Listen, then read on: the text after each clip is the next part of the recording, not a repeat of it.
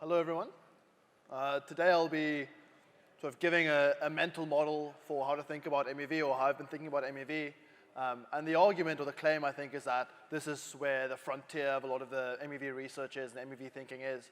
I'm trying to sort of encourage more people to think about the MEV problems in this lens. So first I'm going to identify some of the key issues of MEV and sort of understand why they arise. And from that point, we'll move on to examining the classes of solutions, or briefly mention sort of roughly the classes of solutions that people have mentioned earlier today and we've been looking at over the last couple of years.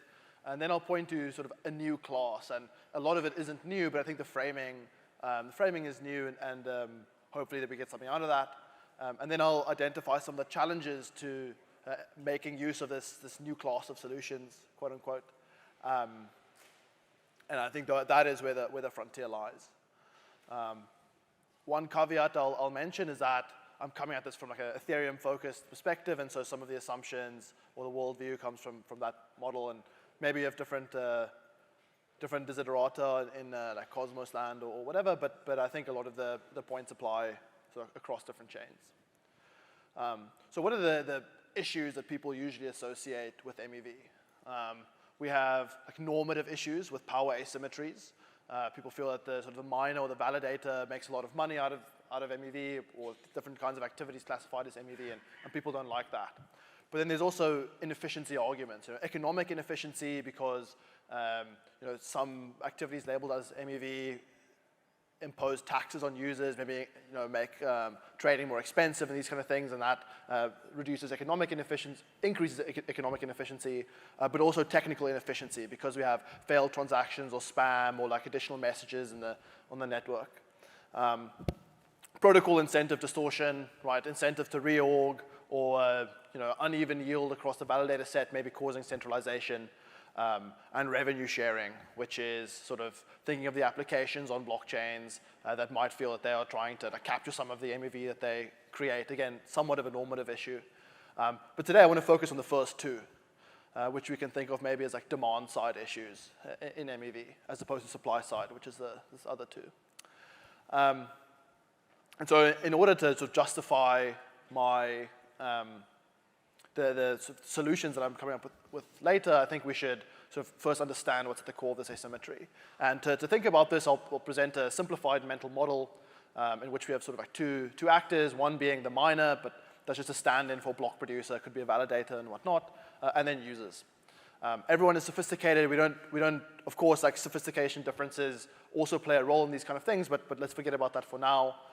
Everyone's payoff depends on the next block on the chain, in Ethereum, for example, but also the state of the world outside of that. So the Binance price is a good example at the time the next block is produced.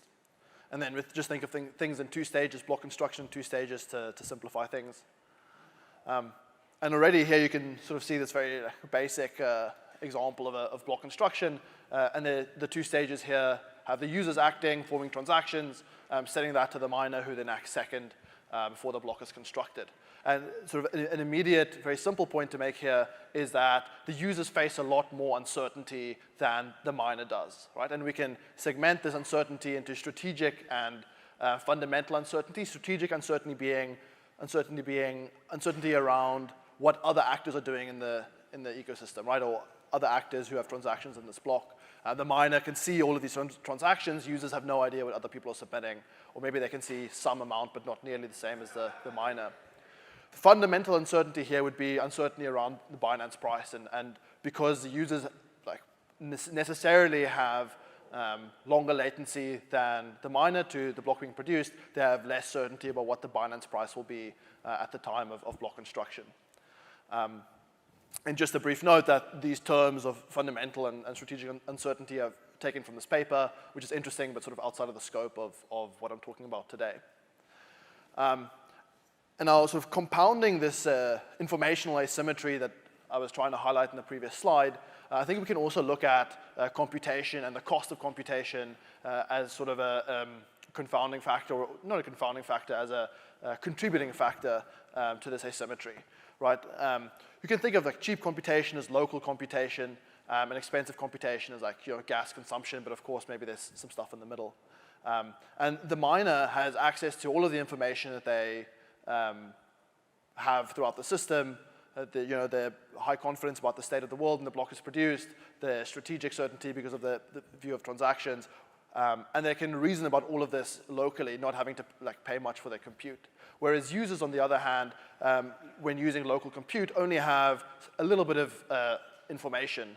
And it is true that when the block is constructed, users actually, in some sense, have more information because the transactions are execute on the state of the EVM, which incorporates information about transactions which were executed ahead of the user in the block.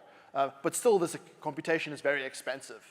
And so this combination of information and the ability to reason about it cheaply, I think really contribute to this asymmetry. Another common asymmetry that people point to is the miner's ability to differentiate between different outcomes and choose the one which favors them. Right? And this is a spectrum, of course. It really depends on the setting. On one end of the extreme, a miner can choose to produce an empty block, or maybe just a full block. The one that we're most familiar with is the miner receives these end transactions, and they can sort of choose between the different orderings, all 2 to the n of them. And on the far extreme, we have maybe just a miner holding all the private keys, which is like Binance, effectively. And so what contributes, or what are the sort of different factors that decide how valuable the miner's ability to make decisions is? One factor is that the miner has the information, the first factor is that there's going to be fundamental contention, right? So there's going to be some opportunity on chain, some arbitrage, some liquidation. Multiple people want to access this, but it's exclusive. And the miner has the ability to make a decision. And in this sense, they have access to, they should be the sort of beneficiary of this competition. But a sort of an underrated point, I think, is that information still plays a really big role. Information asymmetry. The first point is that, the first aspect of this is that the miner knows the value of the different alternatives, and so they can compare those and choose the most valuable one. And clearly not knowing this is sort of nullifies the value of being able to make decisions. But the other, and I think the most important, is that the reason the miner has all of these outcomes to choose from is because the users do not have enough information at the time they take action, and therefore must entertain multiple different outcomes. A very concrete example of this is a slippage limit. When the user chooses to swap, they don't know if other users will be swapping on the same asset pool and which direction, and so they leave some leeway to entertain multiple different scenarios. What this means, though, is that the miner has many different orderings to play with, and of course here sandwich attacks and these kind of things come into play. But that's a rough intuition. And so with these asymmetries in mind, the kind of solutions we've come up with in the past have been roughly around information minimization of the miner, where we say, okay, the miner has asymmetric information, and the way we're going to address this is by making them blind, by reducing the information. We can use threshold encryption, we can use commit reveal schemes. On the other hand, we have sort of these ordering rules, which reduce the miner choice, by limiting the space of valid blocks, right? So, verifiable sequencing rules, we have first come, first serve, as we were discussing earlier today. And there's been a lot of research about this, which I'm not going to go into much. But I think something that's sort of underrated, and what I'll sort of classify as this new class of solutions and get into in a second, is actually what we see happening in practice, which is that there's this kind of intermediate computation which comes around. Instead of addressing this asymmetry between the user and the miner by reducing the information or the action space of the miner available to the miner, we improve the sort of information available to the user and make the computation on this information to the user cheaper than it might have been in the EVM, for example. And so concretely, what does this look like? Can we think of some examples? The user wants to interact with Ethereum, and I'm claiming that something happens in between, which is like this intermediate computation. Here are some examples.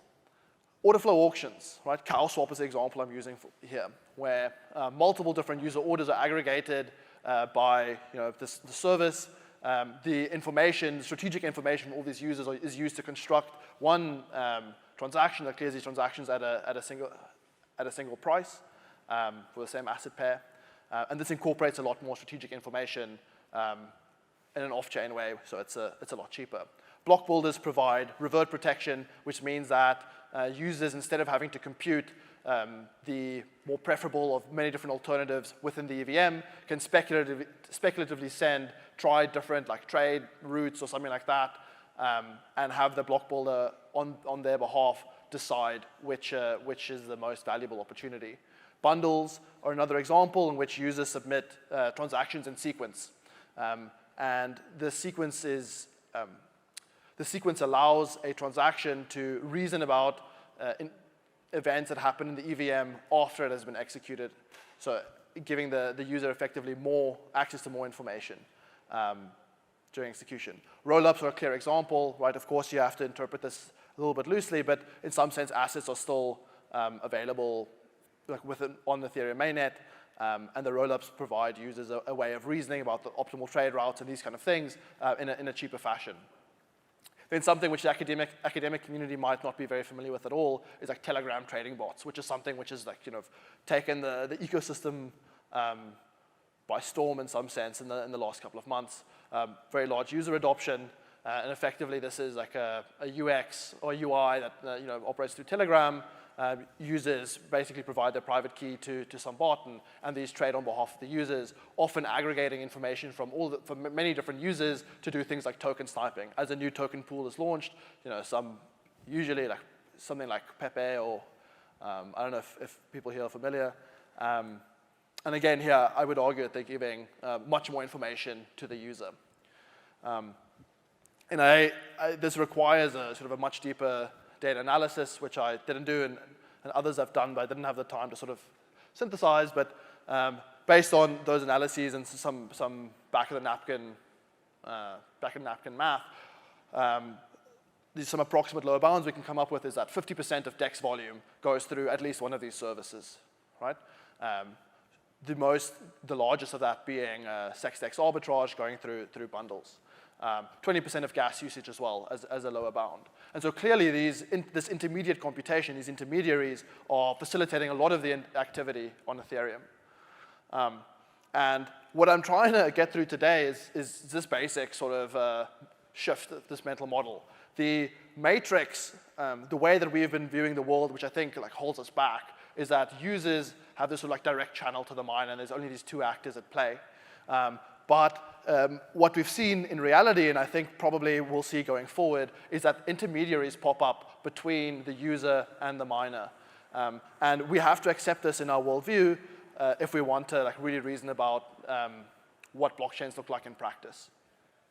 And so if we accept that we have this intermediate computation, and then perhaps it is desirable, we should ask ourselves, what are the new problems? Like if this sort of solves some of the MEV problems we had earlier, are there additional problems that have now popped up?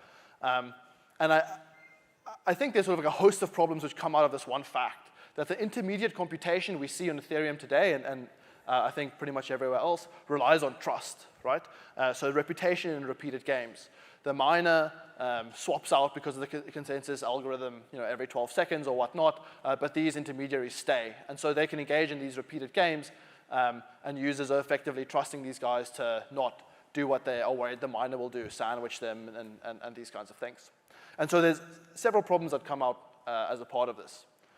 One comes from the fact that trust imposes a high barrier to entry into this market. And what this means is that if, for example, there's CalSwap that runs an order flow auction, and I would like to, as nobody, would like to challenge this order flow auction with a better design, OFA prime. First, I will have to get all of my users to trust me, to believe that I won't, abuse them. And because it is very hard to do this, because trust begets trust, you have this cold start problem, which means that arguably these intermediaries face less competition amongst themselves, stifling innovation, but also enabling rent extraction. Low competition means you can charge higher fees and these kinds of things, and obviously monopolistic behavior is observed in many, many situations around the non-crypto world, and there's no reason we should expect this to be any different for us. Another problem is that trust is flimsy. And I guess we are all sort of familiar with this concept, right? But trust can be abused. I actually don't know who came up with a saying, but the moving from don't be evil to can't be evil is sort of something which we hold very dear in crypto. And there are reasons for this. Obviously, right, in traditional finance, where a lot of similar activities happen, these trusted setups have been not enough to prevent these intermediaries from abusing their positions. And then, of course, even if these intermediaries can be trusted, there's some things which are just out of their control. And so moving from a trusted model where someone isn't evil because because they're trustworthy actors, we want to move to one where the sort of properties of the system are guaranteed more so by the design of the system than by the decisions of the actors. And sort of my take on this problem, or this set of problems, is that this is what Flashbots and Suave has been focusing on for a while. How can we provide the benefits of intermediate computation? How can we provide the efficiency that this provides without relying on trust and encountering all of these problems which I've just worked through. And so that's the most of my talk. I just wanted to finish off with sort of like 3 problems or 3 kind of questions that I think people should think about going forward. One is this problem that I just explained, which is this sort of credibility and trust problem. How do we get the benefits of this intermediate computation without relying on trust? The second is, I've spoken about this, the asymmetries which come out of computation or this relationship between expensive and cheap computation and information, and the sort of relative differences between different actors in the ecosystem. But clearly it wasn't very formal, and one open question is, like, how can we study this formally? The last point is sort of directed towards researchers working on ordering policies and general blockchain design, which is to say, if we assume that an incentive that leads to the existence of intermediaries means that we will have these intermediaries, how does that change the way we design blockchains? If we have an ordering policy, which is like first come, first serve, or really any kind of policy, are the properties that this policy is supposed to enforce still met when users have the option to go through an intermediary? And with that, I'll finish my talk. I hope that I've inspired some people to work on these problems, that at least made sense. Yeah.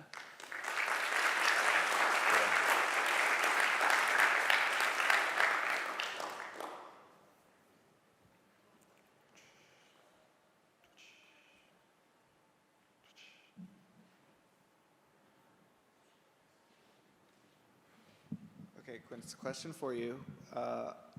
When we have intermediaries, at least competing in the PBS auction, right, how do we make sure that they don't end up pushing all the revenue to the proposer by competing with each other? Yeah, I think the question is, what do you mean by all the revenue? When block builders compete and push value to the validator, that ends up being value that is sort of accessible throughout the stack, and if the miner was directly building the block, they would be able to access that value as well. I think what we're trying to do is try and design systems where that value isn't available in the first place, right? So if users go through like cow swap, for example, versus like directly swapping in the mempool, there's a difference in the value that's ultimately available to the validator or the miner or whatever. Yeah.